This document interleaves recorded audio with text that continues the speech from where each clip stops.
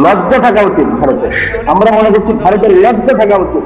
এই দেশটা ন্যূনতম লজ্জা যদি আপনাদের না থাকে, আপনারা আবার আমাদের দেশে কিছু বলতে চাই, আপনাদের দেশে আসল কথা আসুন, পয়েন্টে আসুন, কিছু বলতে চাই। পয়েন্টে আসুন, ইঁদুর পালাচ্ছে, পয়েন্টে আসুন।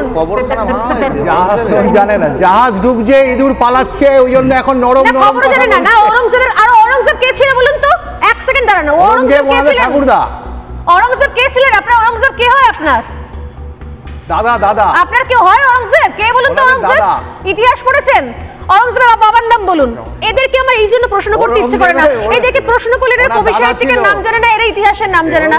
ঔরঙ্গজেবের বাবার নাম কি? ঔরঙ্গজেবের বাবার নাম কি বলুন? ঔরঙ্গজেব কে ছিলেন বলুন? না, আপনি তো ঔরঙ্গজেব নিয়ে প্রশ্ন করছেন। এটা খুব মুশকিল। আমার নাম স্বর্ণালী সরকার। আপনি আমার শোতে বসে এইসব ভুলভাল কথা কেন বলতে যান? আপনারা টপিক থেকে কেন বেরোন? মুশকিলে পড়ে যান আপনারা। এবার মোবাইল সার্চ করছেন উনি, দেখুন মাথা নিচু করে মোবাইল দেখছে। আচ্ছা, গুগল দেখছে, গুগল দেখছে। আরিফ বিল্লাহ গুগল দেখছে, আরিফ বিল্লাহ গুগল দেখছে। ঔরঙ্গজেবের বাবার নাম কি? আপনারা রাম মন্দিরের আন্দোলন কতদিন চলেছিল? আমার দেশ নিয়ে কথা বলতে আসছেন, আমার দেশ নিয়ে কথা বলতে আসলে 10 গোল খেয়ে চলে যাবেন। নিজের দেশের লোকের কাছে বেইজ্জত হয়ে যাবেন, বেইজ্জত।